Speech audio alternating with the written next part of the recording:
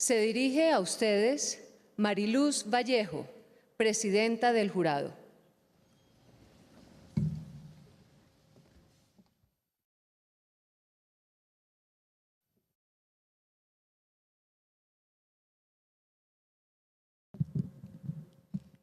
Buenas tardes. En el último medio año, mientras los miembros del jurado de este premio leíamos, escuchábamos y veíamos los trabajos recibidos,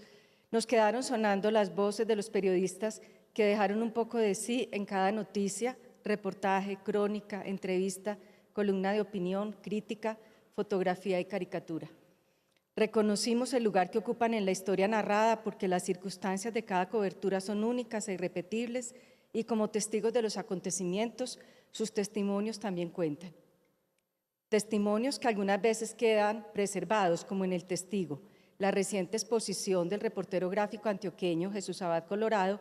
en la que con el doble registro de imágenes y relatos recoge su mirada del conflicto armado colombiano durante las últimas 3 décadas. O El País que me tocó, el libro en el que Enrique Santos Calderón rememora acontecimientos de los que fue arte y parte, como el último proceso de paz, dentro y fuera de esa atalaya privilegiada del diario El Tiempo.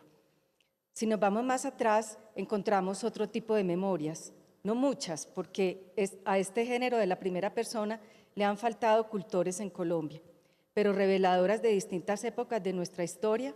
que traen lecciones de periodismo más útiles que las de cualquier manual y rescatan hechos y personajes casi olvidados, quizás porque en su momento no convenía narrarlos ni nombrarlos. Podría leerse, por ejemplo, Mordaza, diario privado de un escritor público, en el que Fernando Gómez Martínez denuncia la censura al diario El Colombiano en los años de la dictadura. La monumental pasión del periodismo de Carlos J. Villar Borda, Las llaves del periódico, con la reconstrucción que hace Carlos Mario Correa de la persecución de Pablo Escobar a los empleados del Espectador en Medellín, o A bordo de mí misma, de Olga Bear, una de las pocas memorias con voz de mujer. Otra variante del género testimonial son las biografías, como la de Luis Carlos Adame sobre Enrique Santos Montejo Calibán, la semblanza de Guillermo Cano hecha por Jorge Cardona en tinta indeleble,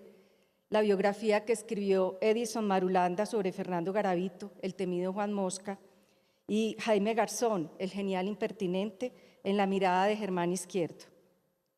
Algunas memorias han adoptado el formato de diálogo o entrevista de largo aliento y largo tiempo, como las de Juan Carlos Iragorri, Antonio Caballero y Fernando Quiroz a Daniel Samper Pizano. El caricaturista hablado también dejó vivos retratos de sus colegas en el libro de sus 15 años en semana,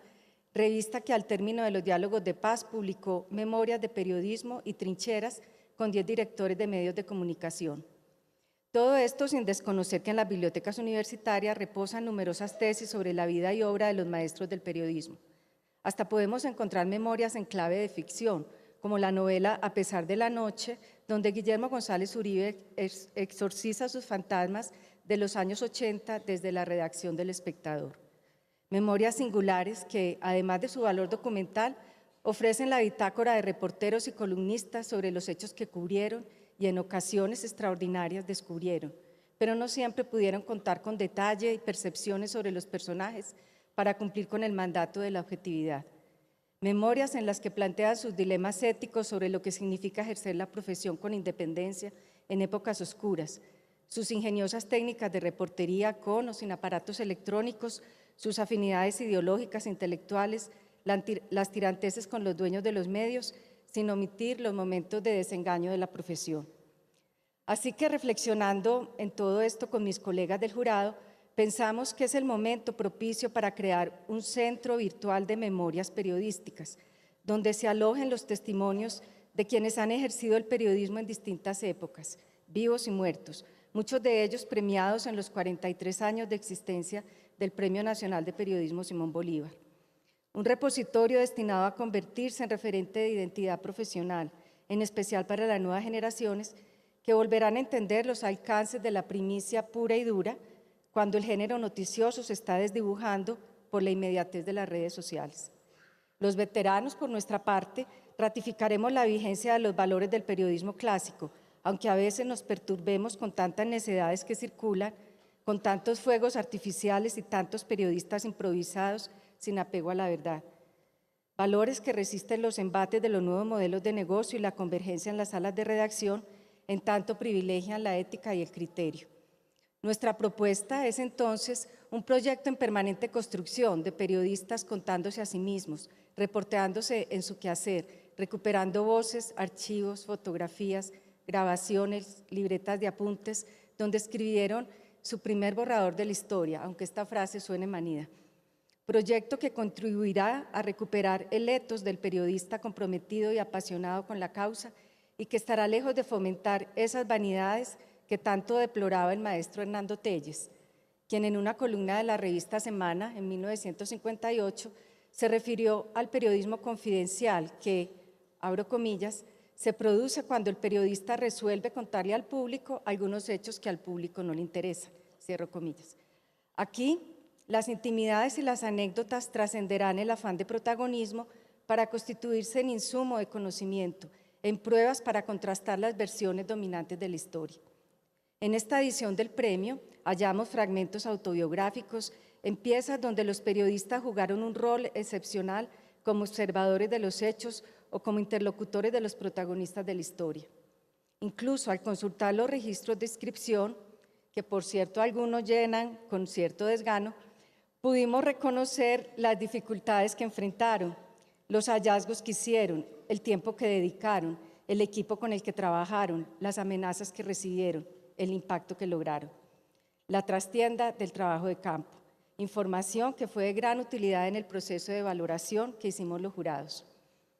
Algunos tomaron mayores riesgos porque incluso ahora que se ha mitigado el estruendo de las balas, los victimarios siguen imponiendo el terror en los territorios ya despejados por las FARC. Por ello, el tono oscilante entre la esperanza y el escepticismo, tan acorde con el estado de ánimo del país del posacuerdo, se siente en muchos de los trabajos, desde el punto de vista de los narradores y de los narrados. En general, esa comprensión de la realidad en sus múltiples dimensiones que demostraron los participantes es lo que necesitamos para reconciliarnos y avanzar como sociedad. En esta radiografía del país, contada en los medios nacionales y regionales del amplio espectro mediático, la corrupción ocupó otro frente de interés, como se espera del periodismo vigilante de los poderes públicos. Esas entrevistas a quemarropa, esas denuncias con pruebas inobjetables, visualización de datos y seguimiento tosudo a los cínicos confirman el refinamiento de los métodos investigativos, cuanto más eficaces cuando se acompañan de prosa irreverente e irónica. Claro que, como dice el español Ignacio Escolar, reconocido director del diario.es, se tiende más a la denuncia del poder político que del económico, y esas omisiones fueron notorias en el salpicado escenario de Odebrecht. La falta de agenda propia también se vio en el apego excesivo a las fuentes oficiales en algunos trabajos de investigación. Valga aclarar que los miembros de este jurado estamos convencidos de que el mismo celo que ponen los periodistas en la defensa de la verdad lo deberían poner en la defensa del idioma, tan abusado en estos tiempos del Me Too, cuando, por ejemplo, la Ribera del Río pasó a ser el apellido del celebérrimo autor de La Vorágine, razón por la cual se hundieron un par de buenos trabajos.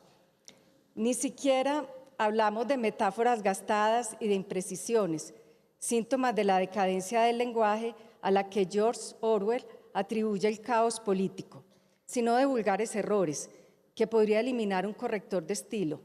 un corrector real y no virtual. Pero ese personaje desapareció de las redacciones, como también está amenazada la figura del editor. Editor que realiza operaciones de salvamento de los textos bien reporteados pero regularmente escritos, que limpia el ripio, que ayuda a enfocar lo importante, que verifica la información, que titula con criterio, que busca una relación orgánica entre textos e imágenes, en fin, que ennoblece el trabajo periodístico garantizando la calidad.